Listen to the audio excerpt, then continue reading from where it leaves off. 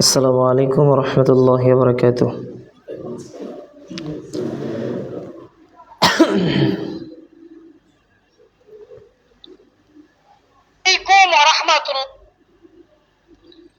আসসালামু আলাইকুম ওয়া রাহমাতুল্লাহি ওয়া বারাকাতুহু।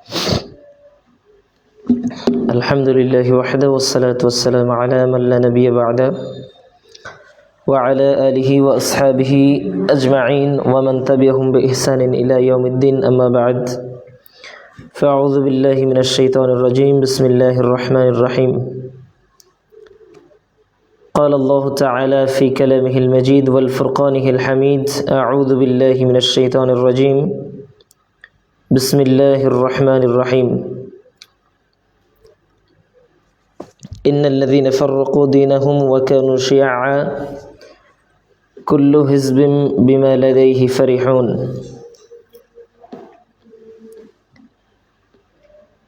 প্রশংসা রব্বুল ইজ্জাত ওয়াল জালালের, যে রব্বুল আলামিন আমাদেরকে একটি দ্বীনি মজলিসে বসার তৌফিক দিয়েছেন এবং পৃথিবীর সবথেকে শ্রেষ্ঠ একটি নেয়ামত, অবসরতার মতো একটা নেয়ামত দান করে আমাদেরকে মসজিদমুখী হওয়ার, কোরআন সুন্নাহ থেকে কিছু কথা বলার এবং কিছু কথা শোনার তৌফিক দিয়েছেন। সেই মহান রব্বুল ইজ্জাত ওয়াল জালালের দরবারে একবার কালিমাতুশ শুকর আদায় করে বলি আলহামদুলিল্লাহ। শান্তির ধারা অবতীর্ণ হোক মানবতার মুক্তির দূত মুহাম্মদ সাল্লাল্লাহু আলাইহি ওয়াসাল্লাম এবং তার আহলি বাইতের প্রতি। আল্লাহুম্মা সাল্লি আলাইহি আল্লাহুম্মা বারিক আলাইহি।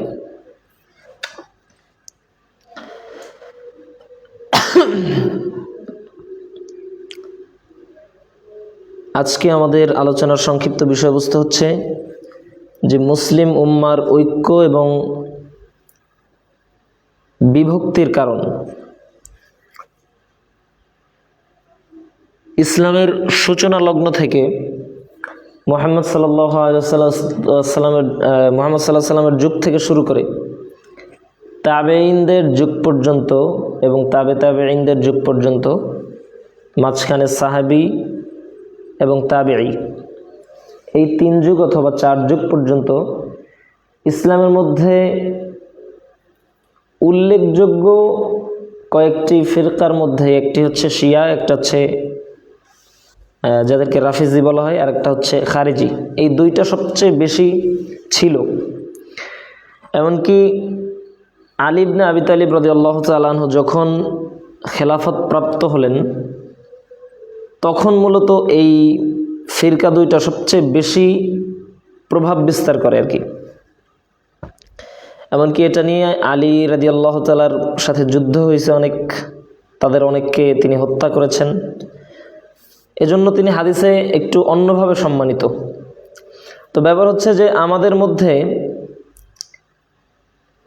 আসলে মুসলিম ঐক্য বলতে আমরা কি বুঝি? আল্লাহ তাআলা কোরআনে অসংখ্য আয়াতে বলেছেন যে ওয়া'তাসিমু বিহাবলিল্লাহি জামিআ, যে তোমরা একতাবদ্ধভাবে আল্লাহর রজ্জুকে আঁকড়ে ধরো।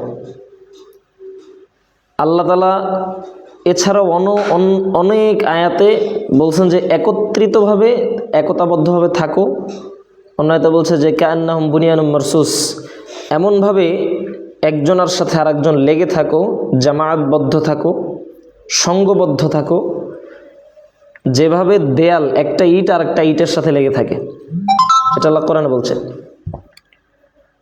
তো এটা হচ্ছে জামায়াতবদ্ধতা, এর নাম হচ্ছে ঐক্য।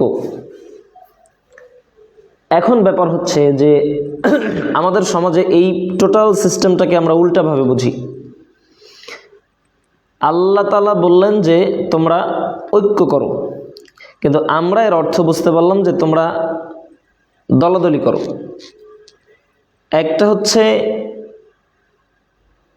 জামায়াত আর একটা হচ্ছে ইফতিরাক, বিচ্ছিন্ন হওয়া এবং জামায়াতবদ্ধ হওয়া।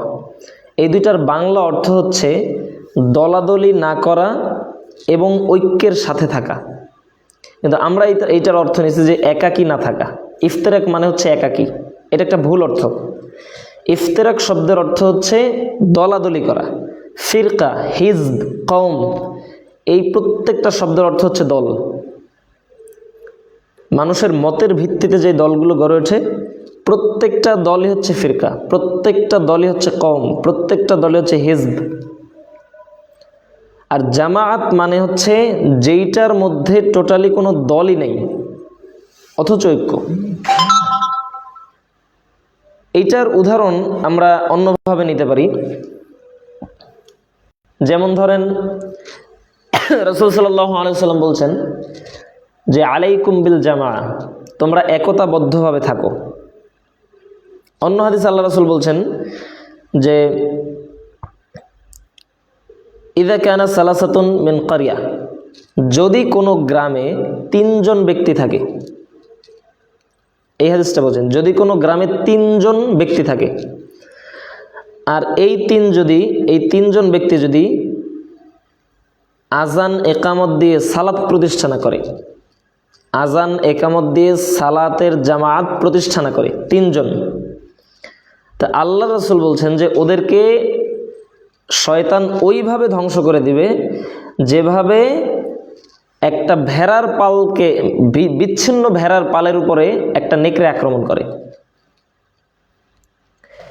যদি কোনো দেশে 3 জন লোক থাকে, কোনো এলাকায় যদি 3 জন লোক থাকে, আর এই 3 জন লোকের মধ্যে যদি আজান একামত দিয়ে যদি সালাত প্রতিষ্ঠা না হয়, আল্লাহ রাসূল বলতেছে তাহলে ওদেরকে ঠিক ওইভাবে শয়তান ধ্বংস করে দিবে, ওইভাবেই ওদের উপর আক্রমণ করবে যেইভাবে বিচ্ছিন্ন ভেড়ার পালের উপরে নেকড়ে আক্রমণ করে।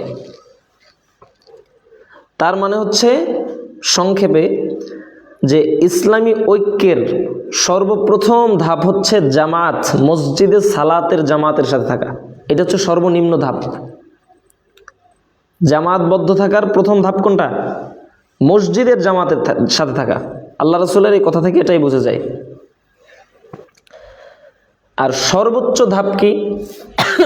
সর্বোচ্চ ধাপের ব্যাপারে প্রথম যেটা উল্লেখযোগ্য সেটা হচ্ছে যে আমরা কোরআন হাদিসে যত জায়গায় জামাত শব্দ আসছে প্রত্যেকটা জায়গায় আমরা জামাত শব্দের অর্থ বুঝেছি যে জামাত শব্দের অর্থ হচ্ছে দলাদলি করা, দল একটা তৈরি করা। একটা দল ভাল লাগে না তাহলে আরেকটা করো, একটা দল খারাপ তাহলে আরেকটা করো, এই দল খারাপ তাহলে ওই দলে যোগ দাও, মানে দল একটা লাগবেই। জামাত মানে একসাথে থাকো, মানে হচ্ছে দলের সাথে থাকো। আমরা অর্থটা নিছি এইভাবে, কিন্তু আল্লাহ তাআলা বলছে যে ইন্না হাযিহি উম্মাতুকুম উম্মাতা ওয়াহিদা, যে নিশ্চয়ই জেনে রাখো যে তোমরা ছিলে একটা উম্মত, তোমরা ছিলে একটা জাতি। ফাখতালাফু, এরপরে তোমরা বিভক্তি তৈরি করেছো। কিভাবে বিভক্তি তৈরি করছো? এই কিভাবে বিভক্তিটা হলো এইটা আবার অন্য আয়াত দিয়ে পাওয়া যায়। আল্লাহ তাআলা নবীকে শিখিয়ে দিচ্ছেন যে তুমি বলো যে ইয়া আহলাল কিতাব, আহলে কিতাব যারা ইহুদি খ্রিস্টান, তাদেরকে বলার জন্য আল্লাহ তাআলা নবীকে শিখিয়ে দিতেছে যে তোমরা বলো যে তাআলাউ ইলা কালিমাতিন, যে তোমরা আল্লাহ তাআলা যেই কালেমাটা আমাদেরকে দিয়েছে সেই কালেমার দিকে আসো। তাআলাউ ইলা কালিমাতিন, আল্লাহ তাআলা যে কালেমাটা আমাদের জন্য নির্ধারণ করেছেন সেই কালেমার দিকে আসো।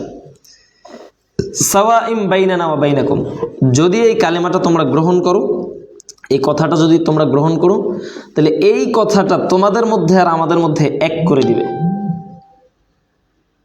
বুঝতে পারছি?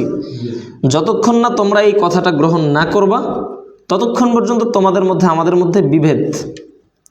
এই কথাটা যেদিন সঠিকভাবে গ্রহণ করবা সেই দিন এই কথাটা এমন একটা কথা যে কথাটা গ্রহণ করলে তোমাদের মধ্যে আর আমাদের মধ্যে টোটালি কোনো বিভেদ থাকবে না। তার মানে হচ্ছে লা ইলাহা ইল্লাল্লাহ মুহাম্মাদুর রাসূলুল্লাহ, এই দুইটা কালিমা, এই দুইটা বাক্য। সহজভাবে এই দুইটা বাক্য একটু বুঝি। এই দুইটা বাক্য হচ্ছে আল্লাহ তাআলা, একমাত্র আল্লাহ তাআলার ইবাদত করা। যেমন এইখানে যে আয়াতটা বললাম এটার শেষে বলছে যে ইন্না হাযিহি উম্মাতাকুম উম্মাতু ওয়াহিদা, যে তোমরা জেনে রাখো এই তোমাদের উম্মাহ, এক উম্মাহ, তোমরা কিন্তু এক উম্মাহ, জেনে রাখো। ওয়া আনা রব্বুকুম ফা'বুদুন, সুতরাং তোমরা আমি আল্লাহর ইবাদত করো। এটা আল্লাহ তাআলা বলছেন। ঠিক এটা হচ্ছে লা ইলাহা ইল্লাল্লাহ, যে একমাত্র আল্লাহর ইবাদত করবেন। এই ক্ষেত্রে সন্তান যদি লাগে সেটাও আল্লাহর কাছে চাইবেন, জুতার ফিতা ছিঁড়ে গেছে সেটাও আল্লাহর কাছে চাইবেন, এরপরে বিপদে পড়ছেন, টাকা পয়সাও চাইবেন আল্লাহর কাছে। টোটালি আল্লাহ যেটা দিতে পারে সেইটা অন্য কারোর কাছে না চাওয়া। ওই যে আয়াতটা পড়ে শোনালাম যে তাআলাউ ইলা কালিমাতিন সাওয়াইন বাইনানা ওয়া বাইনাকুম, ওই আয়াতের মধ্যে বলছে যে এই বাক্যটা কি, আনতা আবুদুল্লাহ আনতা আল্লাহ তুশরিকু বিল্লাহি শাইআ। এই বাক্যটার মধ্যে কি আছে এবার শোনো। আল্লাহ তাআলা বলতেছে যে এই বাক্য, আমি যে বাক্যটা দিচ্ছি এই বাক্যটার মধ্যে আছে যে আমি আল্লাহর সাথে কাউকে তোমরা শরীক করতে পারবে না। এরপরে আল্লাহ তাআলা বলছেন যে ইত্তাখিযু বা'দানা বা'দান আরবাবাম মিন দুনিল্লাহ ওয়ালা ইত্তাখিযু বা'দানা বা'দান আরবাবাম মিন দুনিল্লাহ। শুধুমাত্র ওইটা না যে আমি আল্লাহর একমাত্র ইবাদত করো, ইবাদত তো আমারটা করবাই, আর হালাল এবং হারামের ফতোয়া কার কাছ থেকে নিবা? আমি আল্লাহর কাছ থেকে নিবা।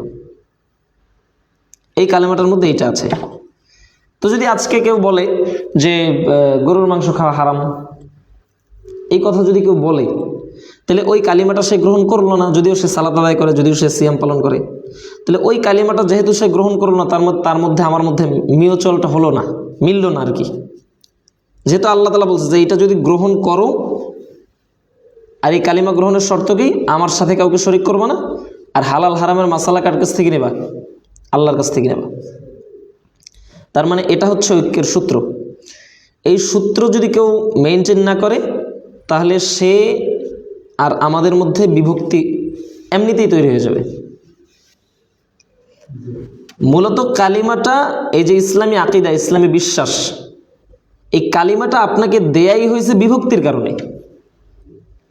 কালিমাটা আপনাকে দেয়া হয়েছে যেন আপনার মধ্যে আর কাফিরদের মধ্যে বিচ্ছেদ ঘটে, বিভক্তি হয়। কালেমার মূল মন্ত্রই হচ্ছে আপনাকে আল্লাহ তাআলা বিচ্ছিন্ন করে দিবে। কাদের থেকে বিচ্ছিন্ন করবে? যারা এই কালিমাটা গ্রহণ করেনি। আরও স্পষ্ট ক্লিয়ারলি বোঝেন, রাসূল সাল্লাল্লাহু আলাইহি ওয়াসাল্লাম যখন মুয়াজ বিন জাবালকে একটা দেশে, ইয়েমেন দেশে পাঠালেন, তখন কি বলে দিয়েছিল? আল্লাহ রাসূলকে যখন আল্লাহ রাসূল বলতেছে যে তুমি এমন একটা জাতির কাছে যাচ্ছ যারা হচ্ছে আহলে কিতাব, তাদের কাছে গিয়ে সর্বপ্রথম বলবা যে তোমরা আল্লাহর ইবাদত করো, আল্লাহর সাথে কাউকে শরীক করো না, এরপর সালাত প্রতিষ্ঠা করো, এরপর যাকাত দাও। আল্লাহ রাসূল নিজের জন্য বলতেছে যে উমিরতু আন উকাতিলান নাস, যে আমাকে আল্লাহ তাআলা এজন্য পাঠিয়েছেন যেন আমি তাদের সাথে যুদ্ধ করি। কতক্ষণ যুদ্ধ করব? আনতা শাদা আন্না ইলাহা ইল্লাল্লাহ ওয়া আন্না মুহাম্মাদুর রাসূলুল্লাহ, যতক্ষণ না তারা আল্লাহ এক এই মর্মে সাক্ষ্য প্রদান করে, রাসূল সাল্লাল্লাহু আলাইহি ওয়াসাল্লাম আমি আল্লাহর রাসূল, এই আল্লাহ তাআলা রাসূল পাঠায়ে এবং আমি আল্লাহর রাসূল, এই দুইটা কথার উপর যতক্ষণ না তারা একমত হবে আমাদের সাথে, ততক্ষণ পর্যন্ত আমাকে তাদের সাথে যুদ্ধ করার জন্য নির্দেশ দেওয়া হয়েছে। এটা আল্লাহ রাসূল বলতেছে। এমনকি আল্লাহ রাসূল বলছে যদি এই কথাটা তারা মেনে নেয়,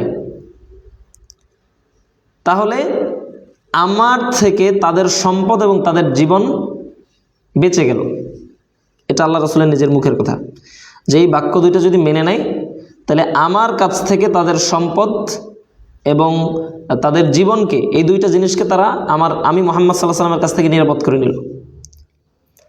এর মানে হচ্ছে আপনার ঐক্যের সূত্র আপনাকে বুঝতে হবে, যে আপনি যে আসলে ঐক্য যে ঘটবে, ঐক্যটা কিসের ভিত্তিতে হবে? ঐক্যটা হবে হচ্ছে কালিমার ভিত্তিতে। শিয়াদেরকে শিয়া কেন বলা হয়? সব শিয়ারা কি কাফের? সব শিয়ারা কিন্তু কাফের না। কিন্তু শিয়ারা এবং আহলুস সুন্নাহ যারা আছে, আহলুস সুন্নাহর ইমাম, এদের মধ্যে তফাৎটা কি? তাহলে পার্থক্যটা কি? এদের মধ্যে পার্থক্যটা হচ্ছে যে একদল কালিমাটাকে সঠিকভাবে গ্রহণ করে না, আর একদল কালিমাটাকে গ্রহণ করে সঠিকভাবে। এটা হচ্ছে পার্থক্য। তো যখনই কোনো ব্যক্তি কালিমাকে সঠিকভাবে গ্রহণ করবে, তখন তার সাথে আপনার ঐক্য হবে। কিন্তু যদি কেউ বলে যে আল্লাহ রাসূল সব জায়গায় থাকে, এটা আল্লাহর একটা সিফাত, গুণ, আল্লাহ রাসূল সব জায়গায় থাকে, এটা আল্লাহর একটা গুণ, আল্লাহ নিজের জন্য খাস করে নিছে এই গুণটাকে। আল্লাহ তাআলার ক্ষমতা সর্বত্র, এটা আল্লাহর জন্য সাজে। কিন্তু যদি কখন বলে যে মুহাম্মদ সাল্লাল্লাহু আলাইহি ওয়াসাল্লাম সব কিছু দেখে আমরা কি কি করতেছি, এটা যদি কেউ বলে তাহলে আল্লাহর গুণটা তিনি রাসূলকে দিয়ে দিয়েছেন। তার মানে তিনি সঠিকভাবে যেই গুণটা আল্লাহকে দেওয়ার কথা ছিল সেটা আল্লাহ রাসূলকে দিয়ে দিয়েছে। তার মানে তিনি সঠিকভাবে কিন্তু কালিমাটা এখানে গ্রহণ করে নাই। তো যতক্ষণ না পুরোপুরি আমার কালিমার সাথে তিনি একমত হচ্ছেন ততক্ষণ পর্যন্ত তার সাথে আমার মিউচুয়াল হবে না, মিল হবে না। এইটা হচ্ছে কালিমার দাবি। এমনকি যারা বলে যে আকীদার ভিত্তিতে, যে তোমরা আকীদা আকীদা বললা, ইমান ইমান বললা, তোমরা বিভক্তি তৈরি করো। ইমানের শর্তই হচ্ছে আপনি বিভক্তি হবেন। ইমান যে আপনার আকীদা, যে আকীদার ভিত্তিতে আকীদাটা আল্লাহ তাআলা আপনাকে দিয়েছে যেন আল্লাহ আপনাকে বিচ্ছিন্ন করতে পারে। কাদের মধ্য থেকে বিচ্ছিন্ন করতে পারে? যারা বিভ্রান্ত এবং যারা পথভ্রষ্ট, তাদের কাছ থেকে আপনাকে বিচ্ছিন্ন করে দিবে এই কালিমাটা। আপনি কালিমা ছেড়ে দিবেন, তখন দেখবেন যে তাদের সাথে আপনার মধ্যে মিল হয়ে গেছে। কিন্তু কালিমা যদি না ছাড়েন তাহলে এই কালিমাটাই তাদের থেকে আপনাকে বিচ্ছিন্ন করবে। এইটাই হচ্ছে মূলনীতি। আর আমরা যেটা বুঝি যে আল জামাআ শব্দের মাধ্যমে যে জামাত মানে হচ্ছে দলভুক্ত হওয়া, তাদের উত্তরটা আমরা কিভাবে দেবো, অথবা এইটার ব্যাখ্যাটা আমরা কিভাবে করব? যে আল্লাহ তাআলা বলছে ওয়াতাসিমু বিহাবলিল্লাহি জামিআ, সবাই একত্রিত হও, একত্রিত হয়ে এরপর আল্লাহর রজ্জুকে আঁকড়ে ধরো। এটা কিভাবে ব্যাখ্যা করব?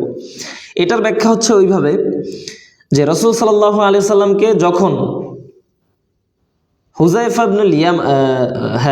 ইবনুল ইয়ামান যখন আল্লাহর রাসূলকে প্রশ্ন করতেছে যে আল্লাহ রাসূল আপনি এত এত ফিতনার কথা বলতেছেন যে শেষ জামানায় এত ফিতনা আসবে, এই ফিতনা আসবে, তো এই ফিতনা থেকে আমি আল্লাহ রাসূল আমি বাঁচবো কিভাবে? তখন আল্লাহ রাসূল বলছেন যে তুমি মুসলিমদের জামাত এবং মুসলিমদের ইমামের সাথে থাকো। বুঝলেন আবার কথা? আল্লাহ রাসূলকে জিজ্ঞেস করছে যে আল্লাহ রাসূল এই ধরনের ফিতনা যদি সমাজে চলে আসে, এই ফিতনাগুলো যদি সমাজে চলে আসে তাহলে আমরা কিভাবে এই ফিতনা থেকে বেঁচে যাব? তখন আল্লাহ রাসূল বলছে যে তুমি এই ফিতনা থেকে বাঁচতে পারবা, তবে তোমার কাজ করতে হবে দুইটা। এক হচ্ছে মুসলিমদের জামায়াতের সাথে থাকো, তালজামু জামায়াতাল মুসলিমিন ওয়া ইমামাহুম, এবং তার ইমামকে আঁকড়ে ধরো। এরপর সাহাবী বলছেন যে আল্লাহ রাসূল ফাইনলাম ইয়াকুন লাহু জামাতুন ওয়ালা ইমাম, আল্লাহ রাসূল ধরে নেন যে জামাতও নাই ইমামও নাই, এমন একটা সমাজে আমি আসছি যেখানে জামাতও নাই, কি নাই, ইমামও নাই। আল্লাহ রাসূল ফাইনলাম ইয়াকুন লাহু জামাতুন ওয়ালা ইমাম, তখন কি করব? আপনি বললেন যে ফিতনা থেকে বাঁচার জন্য জামাতকে আঁকড়ে ধরতে হবে, এরপরে মানে মুসলিমদের জামাতকে আর তার ইমামকে, নেতার আনুগত্য করতে হবে। বুঝে নিলাম। তাহলে আল্লাহ রাসূল এমন একটা সমাজে ধরেন চলে আসছি যে সমাজে জামাতও নাই, মুসলিমদের জামাতও নাই, ইমামও নাই, তখন কি করব? তখন আল্লাহ রাসূল বলছে যে ফাতাজিল তিলকাল ফিরকা কুল্লাহা। সহিহ বুখারীতে 2 জায়গায় আসছে হাদিসটা, সহিহ মুসলিমে আসছে এক জায়গায়। ফাতাজিল তিলকাল ফিরকা কুল্লাহা, যদি এই রকম যদি কখনো তোমার সমাজে আসে যে তোমার সমাজে কোনো জামাতও নাই, ইমামও নাই, তখন কি করবা?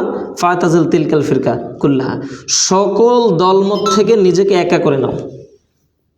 এটা আল্লাহ রাসূলের নির্দেশ। ফাতাজিল তিলকাল ফিরকা কুল্লাহা, সব দলমত থেকে তুমি আলাদা হয়ে যাও। এবার আসল কথা কিন্তু ওইভাবে বলতে পারতেন যে আল্লাহ রাসূল সব দলমত বিভ্রান্ত, এইভাবে কিন্তু প্রশ্নটা করা যেত যে আল্লাহ রাসূল সব দলমত ধরেন ভুল পথে আছে, এখন আমি কি করব? এইটা আল্লাহ রাসূলকে কিন্তু জিজ্ঞাসা করা হয়নি। আল্লাহ রাসূলকে, অথবা আল্লাহ রাসূল এইভাবে উত্তর দিতে পারতেন যে যদি ভালো কোনো দল পাও তাদের সাথে থাকো। কথাটা কি বুঝতে পারছেন আল্লাহ রাসূলের? আল্লাহ রাসূলকে যখনই জিজ্ঞাসা করা হয়েছে যে জামাতও নাই, মুসলিমদের জামাত নাই আর ইমাম নাই, তখন কি করব? তখন আল্লাহ রাসূল বলছেন ফাতাজিল তিলকাল ফিরকা কুল্লাহা, সকল দলমত থেকে নিজেকে আলাদা করে নাও। কি রকম আলাদা করবা? ওয়ালাউ তাআদ্দা বি আসলি শাজারতি হাত্তা ইয়াদরিকাল মাউত ওয়া আনতা লা যালিক, তুমি একটা গাছের প্রয়োজনে, আল্লাহ রাসূল বুঝাইছে আর কি এটা, যে তুমি প্রয়োজনে একটা গাছের শিকড় কামড়াইয়া ওইখানে বসে নিজের দিন পালন করে প্রয়োজন ওইখানেই মরে যাও, তারপরও কোনো বিভ্রান্ত দলের সাথে যুক্ত হবা না। শেষের বাক্যটা আমি অতিরিক্ত করলাম বোঝানোর জন্য আর কি। আল্লাহ রাসূল বলছে যে প্রয়োজনে সব দলমত ছেড়ে দাও এবং প্রয়োজনে গাছের শিকড় কামড়ে তোমার নিজের দিন পালন করে ওখানেই মারা যাও, তবে নিজের দিনকে বাঁচিয়ে রাখতে হবে। এখন আমার কথা হচ্ছে, মানে এখানে বোঝানোর জন্য একটা প্রশ্ন, সেটা হচ্ছে যে যদি জামাআত শব্দের অর্থ যদি দলাদলি হইতো, একটা দল এর একটা দল আর একটা দল আর একটা দল, এটা যদি হইতো, তাহলে আল্লাহর রাসূলকে যখন জিজ্ঞেস করা হলো যে আল্লাহ রাসূল সমাজে তো কোনো দল নাই, ধরে নিলাম যে জামাত শব্দের অর্থ দল, তখন বলা হলো যে আল্লাহ রাসূল দল তো নাই, এখন কি করব? তখন আল্লাহ রাসূল বলতে পারতেন না যে দল নাই তাহলে তুমি একটা গঠন করো। আমাদের সমাজে তো এইভাবেই বলে, আপনাকে দেখবেন যে দলের মধ্যে দাওয়াত দিতেছে, আপনি যদি বলেন যে না দলের মধ্যে ভুল আছে, এই আছে সেই আছে, তো বলবে যে তাহলে কোন দলটা ভালো সেটার সাথে যুক্ত হন। তখন আপনি বলবেন যে না কোনোটাই ভালো লাগে না, সবই বিব্রত, তখন বলবে যে তাহলে আপনি একটা তৈরি করেন দল। দল ছাড়া কিভাবে ইসলাম মেনটেন করবেন, এই প্রশ্নটা আমাদের সমাজে একদম কমন।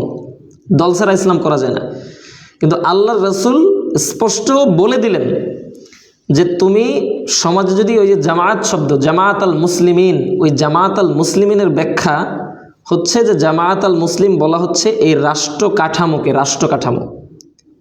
আর ইমাম বলতে বলা হয়েছে খলিফা। আল্লাহ রাসূল যখনই জিজ্ঞেস করছে আল্লাহ রাসূলকে যে আল্লাহ রাসূল কীভাবে বাঁচবো, তখন বলছে যে রাষ্ট্র এই কাঠামোর সাথে থাকো এবং খলিফাকে মানো, খলিফার আনুগত্য করো। তখন উনি আবার বলছে যে খলিফা তো নাই, এখন কি করব? খলিফাও নাই আর খেলাফতও নাই, এখন কি করব? তখন আল্লাহ রাসূল বলছে তাহলে সমাজে যত দল আছে সব দল থেকে বের হয়ে যাও। কারণ কি, যখন রাষ্ট্রে খলিফা থাকে না তখন সমাজের মধ্যে বিশৃঙ্খলা তৈরি হয়। এবং আপনারা জানেন যে মদিনায় এবং মক্কায় কিছু কিছু গোত্র ছিল, এই গোত্রের মধ্যে খালি কিনে একটু ওই কথার কথা যে একটা এক বাড়িওয়ালায় আর একবারের একটা মুরগি পিটিয়ে মেরে লেছে, মানে মুরগিটা লইয়া বছরের পর বছর শত শত বছর ওইটা নিয়ে যুদ্ধ চলছে এই দুই গোত্রের মধ্যে। মক্কা এবং মদিনার অবস্থা ছিল এরকম। একটা মুরগি মারা গেছে ধরেন কথার কথা, সেই মুরগি মারা যাওয়াটা নিয়ে 50 বছর 100 বছর যাবৎ যুদ্ধ চলতেছে এই দুই পরিবারের মধ্যে, এই দুই গোত্রের মধ্যে। তো আল্লাহ রাসূল বললেন যে যদি এইরকম ঘটনা ঘটে, খলিফা যখন থাকে না তখন সমাজটা থাকে বিশৃঙ্খলাপূর্ণ, কারণ আপনাকে নিয়ন্ত্রণ করার তো কেউ নেই, আপনি যেটা বলবেন সেইটাই। কিন্তু খলিফা যখন থাকবে তখন খলিফার কথার এদিকেও যেতে পারবেন না এদিকেও যেতে পারবেন না, তাইলে হয়তো শাস্তি না তো মৃত্যুদণ্ড। এই জন্য আল্লাহ রাসূলকে যখন জিজ্ঞেস করা হলো যে দল তো নাই, জামাত আল মুসলিম নাই, খলিফাও নাই, তা এখন কি করব? তখন বলছে সব দলমত ছেড়ে দাও। তাহলে আমরা এতদিন যে বুঝতাম যে ওয়াতাসিমু বিহাবলিল্লাহি জামিয়া মানে হচ্ছে দল দল করো, মূলত এটা একটা ভুল বক্তব্য। ওয়াতাসিমু হাবলিল্লাহি জামিয়া, যেমন উদাহরণস্বরূপ যখনই কাউকে জিজ্ঞেস করা হয় যে ভাই দল করলে লাভ কি, তখন বলবে যে দল করলে আপনি যদি নামাজ না পড়েন তাহলে সে ঠেললে আপনাকে নামাজ পড়াইবে। দায়িত্বশীল কি করবে? ঠেললে আপনাকে নামাজ পড়াইবে। আপনি যদি দিনদারিতা থেকে পিছিয়ে যান তাহলে ঠেললে আপনাকে দিনদারিতা পালন করাইবে। সব ঠিক আছে, মেনে নিলাম। এখানে একটা উদাহরণ নেন, 40 ওই যে ইতে যায় না, ওই যে চিল্লায় যায় না, চিল্লায় তাবলিগের ভাইয়েরা, তো চিল্লায় যাওয়ার পরে তো বলতেছে যে 1 চিল্লা 2 চিল্লা দিলে অনেক বড় মাপের হুজুর হয়ে যায় একদম পাক্কা। মানে এতদিন নামাজ পড়তো না কিন্তু নামাজটা শিখছে, তার মানে একটু নিজের মধ্যে একটু তাকওয়া চলে আসছে। এখন আপনার দিন কি শুধুমাত্র তাবলিগের মধ্যেই কাটবে আজীবন? বুঝেন নাই মনে কথা। আপনি তাবলিগে থাকলে আপনার 5 ওয়াক্ত নামাজ হইতেছে, তাবলিগ বাদ আপনার নামাজ টামাজ সব বন্ধ, তাহলে কি আপনার পরিবর্তন আসলো না? কিন্তু তো আপনি যে দলের মধ্য থেকে আপনি নিজেকে গুছাই নিলেন, ঠিক আছে মাশাআল্লাহ ভালো, আপনাকে এটা কেউ খারাপ বলে না, আপনি দলের সাথে থেকে আপনার দিনদারিটাকে আরো মজবুত করেন। কিন্তু আপনি কি কিয়ামত পর্যন্ত এই দলের মধ্যেই থাকবেন? তাহলে আপনার ইসলামটা পালন হইল কই? এই হচ্ছে একটা বিষয়। আরেকটা হচ্ছে যে আপনি আপনার দলের আপনার একজন নেতা আপনাকে ঠেলে ঠেলে নামাজ পড়াবে, ঠিক আছে, ওই দলের নেতা, ওই দলের নেতার পাশের বাসায় থাকে হচ্ছে চরমনাইয়ের এক মুরিদ, তারাই কয়দিন ঠেলছে? কথা বুঝেন নাই মনে হয়। আপনি ধরেন জামাত ইসলাম করেন, অথবা ধরেন আপনি ইসলামিক দল বাদ দেন, আপনি ধরেন বিএনপি করেন, আমি ধরেন আওয়ামী লীগ করি, কথার কথা উদাহরণ। এখন আপনি আপনার দলের ভাইকে সহযোগিতা করতেছেন, ঠেল্লা নামাজ পড়াইতেছেন, বলতেছেন, বিভিন্ন পরামর্শ দিতেছেন, আমি কি দোষ করলাম? শুধুমাত্র এই দল, আমি একটা মানে বিরোধী পক্ষ বিধায় আপনি ওইবারে যাইতেছেন ফজরে ডাকতে আপনার দলের ভাইকে, অথচ আপনার বাসা হচ্ছে আমার বাসার সাথে, আমাকে কেন ডাকতেছেন না? তার মানে হচ্ছে যখনই আপনি ইসলামের মধ্যে দল দল দল দল তৈরি করবেন, তখন আপনার আমার অন্তরে সংকীর্ণতা চলে আসবে। তখন আপনার মনে হবে যে আপনার দলের যে ভাইটা আছে ওরে ডাকা জরুরি, ঠিক আছে, আর পাশের আপনার ভাইটাকে ডাকা জরুরি না। কিন্তু এইটা তো ইসলাম ছিল না। ইসলাম ছিল যে আপনার সরমনের মুরিদ হোক আর ভান্ডারের মুরিদ হোক, সেম, আপনার জন্য যতটুকু ভালোবাসা ওনার জন্য ততটুকু আমার ভালোবাসা।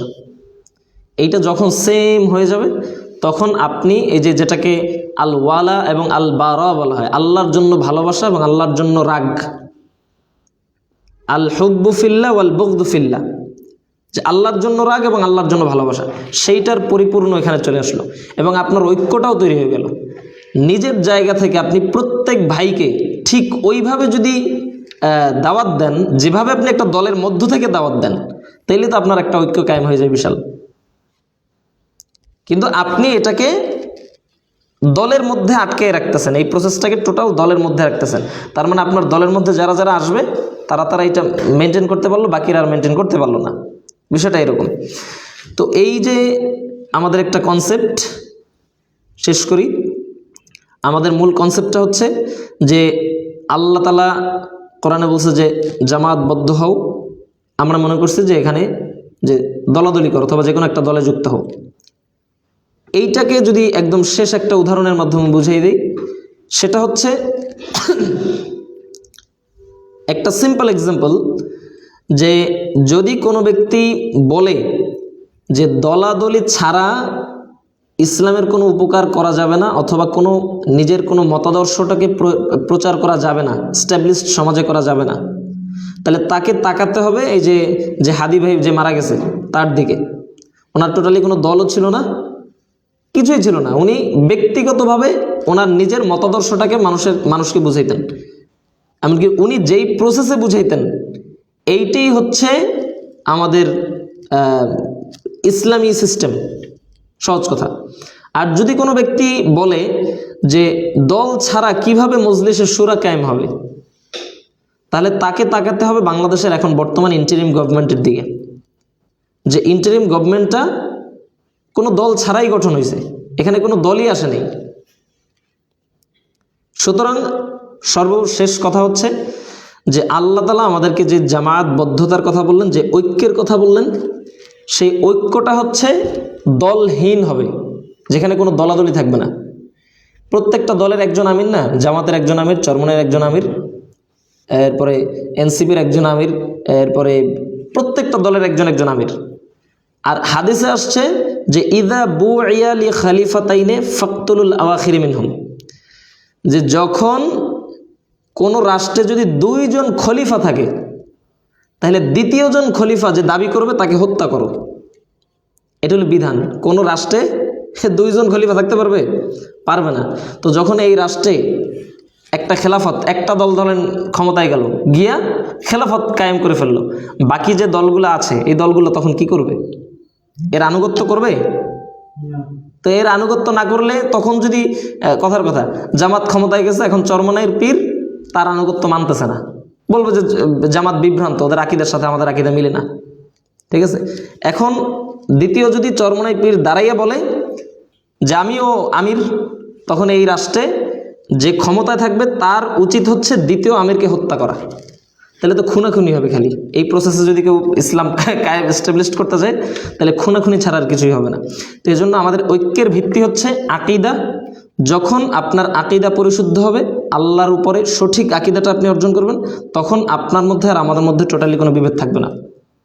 কিন্তু এই আকীদাটাকে আলাদা রেখে এরপর যদি আপনি বিভিন্ন মাসলা মাসালে এক হইতে যান, বিভিন্ন আন্দোলন, বিভিন্ন নীতিতে এক হইতে যান, তাহলে এই এক হওয়াটা সীমিত সময়ের জন্য, এটা কখনোই ফলপ্রসূ হবে না। এই হচ্ছে আমাদের জামাতবদ্ধ ঐক্যের সিস্টেম। আর দ্বিতীয় পয়েন্ট হচ্ছে যে ইফতিরাক, বিভক্তির কারণটা হচ্ছে আমাদের এই যে একটা ভুল বোঝাবুঝি, আল্লাহ তাআলা বলছেন ঐক্যবদ্ধভাবে থাকো, আর আমরা ওই ঐক্যবদ্ধটাকে মনে করছি যে দল দল দল দল করে করে থাকো। এই দলাদলি করাটাই হচ্ছে বিভক্তির সর্বপ্রথম কারণ। এজন্য এই দল মত যে কেউ যে কোনো দলে থাকতে পারে, কিন্তু দল মত নির্বিশেষে আমাদের কাজ হচ্ছে শুধুমাত্র আকীদার ভিত্তিতে একটা ঐক্যকে গড়ে তোলা, যেখানে কোনো দল থাকবে না। আল্লাহ তাআলা আমাদের বোঝার তৌফিক দান করুক। সকলে বলে আমিন। সুবহানাকাল্লাহুম্মা বিহামদিকা আশহাদু আল্লা ইলাহা ইল্লা আনতা আস্তাগফিরুকা ওয়া আতুবু ইলাইক।